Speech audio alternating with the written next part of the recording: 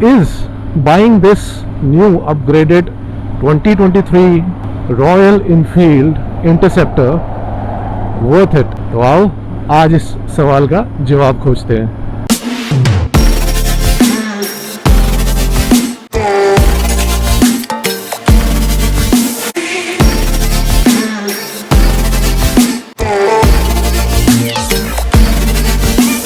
Today we have this beauty with us and we are going to take this on a ride on this beautiful Sunday morning. Let's get this beauty on the road and see you on the road. Here we go.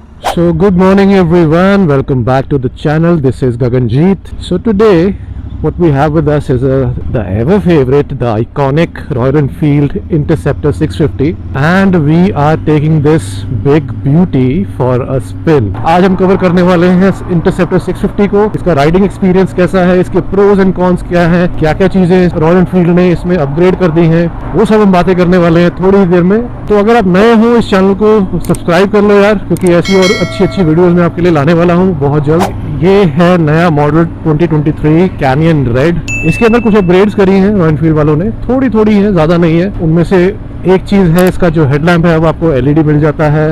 एक आपको जो break levers हैं और जो clutch levers हैं ये adjustable मिल जाते हैं। थोड़े कॉस्मेटिक चेंजेस किए गए हैं इसके कंसोल्स के अंदर। यहाँ पे लेफ्ट साइड पे जो आपके बटन्स हैं और राइट साइड पे जो स्टार्ट स्टॉप इग्निशन का बटन है और हेडलाइट सिस्टम इसमें इनबिल्ट दिया जाता है। अब साथ ही में आपको मिल जाएगा 2 कलर वेरिएंट्स हैं जो कि है ब्लैक रे और the second one is something blue. तो अगर आप ये 2 वेरिएंट्स लेते हो तो आपको साथ में अलॉय व्हील्स भी मिल जाते हैं। So now it is compatible with E20 fuel. तो ये आप देख रहे हो यहाँ पे E20 फ्यूल मिक्सचर जो अब आजकल आना शुरू हो गया है, ये मॉडल अब उससे कंपैटिबल हो गया है। फुट पैड्स है वो फिक्स्ड नहीं है, मूवेबल है, मतलब उसमें अभी एक स्प्रिंग लग गया है।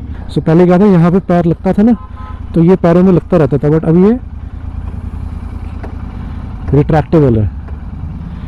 ऐसे ही छोटे कुछ चेंजेस किए हैं बाइक के अंदर। ओवरऑल थोड़ी इंप्रूवमेंट्स करी, लेकिन मेजर इंप्रूवमेंट्स नहीं करी हैं। ऑब्वियसली अगर आप एक वीडियो देख रहे हो तो आपको कहीं ना कहीं बैक ऑफ द माइंड में ये मन है इंटरसेप्टर के बारे में कुछ चीज़ें जानने के लिए, या फिर प्लान कर रहे हो कि आप इंटरसेप्टर लेना चाहते हो, उससे पहले आप ये वीडियो देख रहे हो क्योंकि आप जानना चाहते हो कि ये परफॉर्म कैसे करती है, इसकी क्या छोटे कमियां हैं जो कि लेने से पहले शायद आपको जाननी ज़रूरी होगी। शुरुआत करते हैं कि आप यार इंटरसेप्टर कोई लेगा क्यों।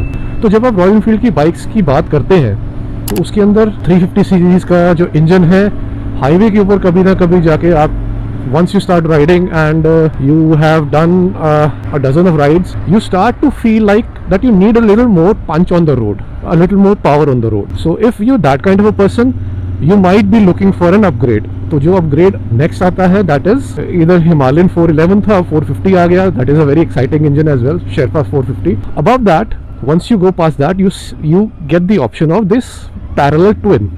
यूजुअली जब आप दूसरे ब्रांड्स के अंदर जाते हो जैसे कावासाकी या सुजुकी या और कोई ब्रांड के अंदर जाते हो तो ये इस कैपेसिटी का जो इंजन है आपको मिलना, जो प्राइस ब्रैकेट है 3.5 लाख के आसपास, twin cylinder, twin exhaust, 650 CC parallel twin, ये कॉन्फ़िगरेशन मिलना इस प्राइस ब्रैकेट के अंदर बहुत ही मुश्किल है। This makes it a very good candidate for the people who are looking for a big bike in this budget, this price bracket. फिर उसके बाद अगर बात करें तो ये एक रोड मंचिंग मशीन है। बीइंग अ रोडस्टर, इसका जो स्टैंस वगैरह है it is quite comfortable. The rider triangle is also good, it is very comfortable. Speed overtaking के लिए सफिशिएंट होती है। माइलेज वगैरह 25 के आसपास देती है, 25 किलोमीटर के आसपास मेरे ख्याल एक बिग बाइक के लिए it is a good mileage. और उसके साथ साथ फटीग कम होता है इसको राइड करते करते, वाइब्रेशंस कम है, रिफाइनमेंट है इंजन के अंदर जो पैरेलल ट्विन है उसकी वजह से ना। ये जब खड़ी होती है कहीं पे, ऑब्वियसली जब आप थोड़ा इसके पास जाते हो आपको फील आती है कि बिग बाइक है, वो महसूस हो जाता है। The sound quality is amazing. जब इसको राइड कर रहे होते हो तो उसकी साउंड बहुत अच्छी आती है, तो वो भी काफ़ी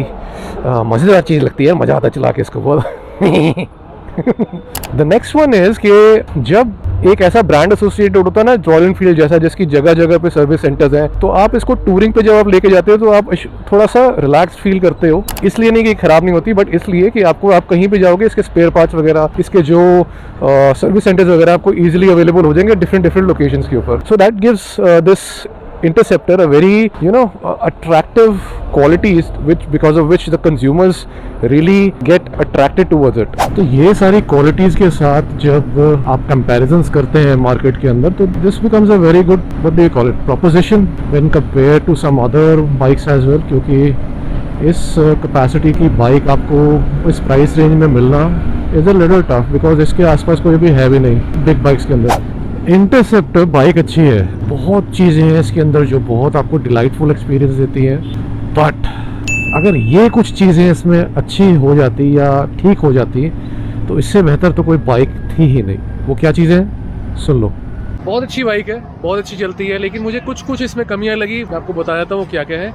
लेट्स गो थ्रू देम। जो कमियां हैं स्पेसिफिकली मुझे शायद फील होती हैं, लेकिन ये एक्चुअल में कुछ और राइडर्स के भी फीडबैक्स हैं जो मुझे मिले हैं, जो मैंने पढ़े हैं, जो मैंने देखे हैं। स्टार्टिंग विद इसका जो हेडलैम्प है, जो हेडलाइट है, एलईडी होने के बाद भी ये इतना पावरफुल नहीं होता है, रात को इतना ब्राइटनेस नहीं दे पाता, ऑक्सिलरी लाइट आपको लगानी पड़ती है। उसके बाद आते हैं इसका जो फ्यूल गेज है, अभी भी मुझे लगा काफ़ी अनरिलायबल है। इतनी सारी अपग्रेड्स के बाद मुझे लगता नहीं है कि ये प्रॉब्लम अभी भी आनी चाहिए। फ्यूल गेज इसका काफ़ी अनरिलायबल रहा है पिछले मॉडल्स के अंदर भी, और 2023 में भी ये प्रॉब्लम मुझे महसूस हुई है कि ये रिजॉल्व नहीं हुई है। इरेटिक महसूस किया गया है काफ़ी जो फ्यूल गेज है इसका।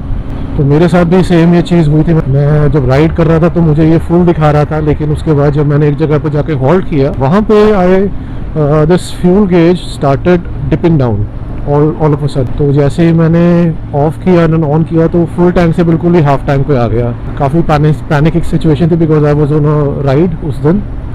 तो मुझे टेंशन होने लगी कि भाई पेट्रोल पंप ढूंढा जाए पहले, इससे पहले कि ये ड्रास्टिकली नीचे डिप करता जाए। तो ये अनरिलायबल है इसका जो फ्यूल गेज है।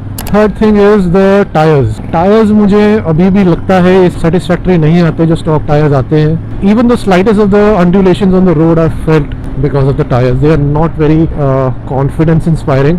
ब्रेकिंग के अंदर it is good, wet conditions के अंदर मैंने इसको टेस्ट नहीं किया है अभी, लेकिन जैसे अभी मार्किंग्स है ना ये रोड की, ये भी फील होती है। ज़रा सा भी कुछ अगर कोई लाइन जा रही है रोड के ऊपर, टारमैक पे अगर कोई लाइन बनी हुई है तो आपको वो भी फील होगी, तो ये उसके साथ साथ ही चल पड़ती है। तो हल्का सा कंट्रोल जो एक महसूस होना चाहिए एक टायर्स के साथ, वो महसूस नहीं होता स्टॉक टायर्स के अंदर। तो ये स्टॉक टायर्स आपको बदलवाने पड़ते हैं। तो आप इतनी महंगी जब एक मोटरसाइकिल लेते हो उस पर अगर एक अच्छे सेट ऑफ टायर्स ना लगे आए और उसके बाद भी आपको उस पर खर्चा करना पड़े तो what is the point of it. तो मुझे ये इसका कौन लगा। चौथी चीज़, this could be a problem for a very short subset of people, a very small demographic who are tall। तो मुझे ऐसा फील होता है कि इसके अंदर जो इसका टैंक है, this is very slim for my thighs to be able to grab on. जब आप 100 प्लस जा रहे होते हो, 110 120 के आसपास, तो बाइक एक सडन थ्रस्ट देती है जिसकी वजह से आप पीछे को पुश हो जाते हो। अब वो पुश होने की वजह से ना you want to grab the tank, but यहाँ पे गैप इतना, ये देखो, इसको मैं अगर क्लोज भी कर लूँ तो फुट पैक्स के ऊपर जो आपने पैर रखा हुआ है और ऊपर जो नीज है उसके बीच में एंगल काफ़ी आ जाता है। फुट आपको बाहर फील होता है, नीज आपको अंदर फील होती है, तो काफ़ी ऑकवर्ड सा हो जाता है, मतलब उसको ग्रैब नहीं कर सकते आप ठीक से। तो आपको टैंक पैड लगवाने पड़ते हैं। टैंक पैड लगवाने के बाद भी मुझे तो अभी ऐसा फील होता है कि ये काफ़ी लो है, मेरी थाइज ऊपर से निकल आती है इसके अंदर से, तो ग्रैब एक अच्छा सा बन नहीं पाता। पांचवी चीज़ है कि इसका जो कंसोल है, इसमें एक घड़ी तो होनी चाहिए थी, एटलीस्ट एक क्लॉक होनी चाहिए थी जो कि आपको कॉन्टिन्यूसली टाइम तो बता सके। Another thing that I feel should have been given in the cluster itself is a gear shift indicator. So with a 6-speed gearbox, there are times you're not able to gauge which gear are you in. For those times, I think a gear shift indicator would have been really helpful. एक और चीज़ जो मैं feel करता हूँ इसके cluster में होनी चाहिए थी, दैट वाज एवरेज इंडिकेटर। अगर इसके अंदर ये होता है कि भाई इतना फ्यूल रह गया है, इसमें इतनी रेंज हो जाएगी, या फिर अभी पता लग जाता कि भाई कितना एवरेज हमें मिल रही है, जो कि एक यूजुअल डिजिटल क्लस्टर्स में होता है, तो वो थोड़ा सा एक बेनिफिट हो जाता है। तो कमियों की जब हमने बात कर ली है तो बात कुछ अच्छी चीज़ों की भी कर लेते हैं। तो अच्छी चीज़ों में स्टार्ट करते हैं पहले शॉकर्स के साथ। जब मैंने पहली बार राइड किया तो I was pleasantly surprise. Front shockers जो हैं ये अपसाइड डाउन फोक्स नहीं है, बट इसके बावजूद the bike feels quite good when it comes to the shock absorption. The pickup is amazing, काफ़ी रिफाइंड इंजन है, आपको वाइब्रेशंस नहीं महसूस होती बिल्कुल भी, मतलब आपको लगता ही नहीं है कि आप एक रॉयल एनफील्ड की बाइक राइड कर रहे हो। The parallel twin is amazing, top speed भी अच्छी है, क्रूजिंग ईजी है। इसको 80 पे दौड़ा लो, 100 पे, 110 पे, 120 पे, 140 तक चली जाती है, कोई ऐसी क्यों भी नहीं करती। मतलब आराम से इस पे आप एक लंबा अगर हाईवे का टूर है तो बहुत मज़ेदार होने वाला है वो। The only concerns are the modifications that you have to do even right after you have bought the bike. You need to change the tires up to your taste because the tires are not that good. You also have to change a lot of things, add some accessories to make it tour friendly, which I feel should be coming right out of the showroom itself when you are buying the bike. You shouldn't have to spend a bomb for a bike that you have just bought just because it is the company didn't pay that much attention to it.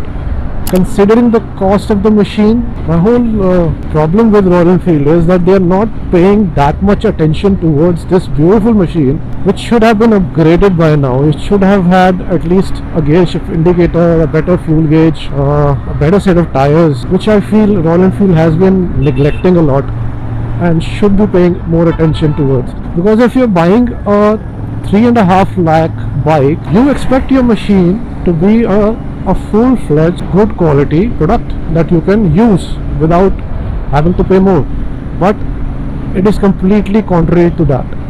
But despite all of this, in conclusion, Interceptor is an amazing motorcycle and definitely worth buying because of its raw power, strong performance and stunning looks. तो ये थे वही सारे changes interceptor 650 के 2023 model में। इसके अलावा अगर कोई चीज़ मैंने मिस कर दी हो तो नीचे कमेंट्स में बता देना। आई होप ये वीडियो आपको अच्छी लगी हो। अगर अच्छी लगी है तो लाइक कर देना, सब्सक्राइब कर देना इस चैनल को, सो दैट ऐसा कंटेंट अगर आपको मिलता रहे टाइम से। तो ये थी जी आज की वीडियो, अच्छा होप आपको अच्छी लगी हो। मिलते हैं अगले हफ्ते एक नई वीडियो के साथ, तब तक के लिए this is Gaganjeet Singh Sethi signing off. Take care.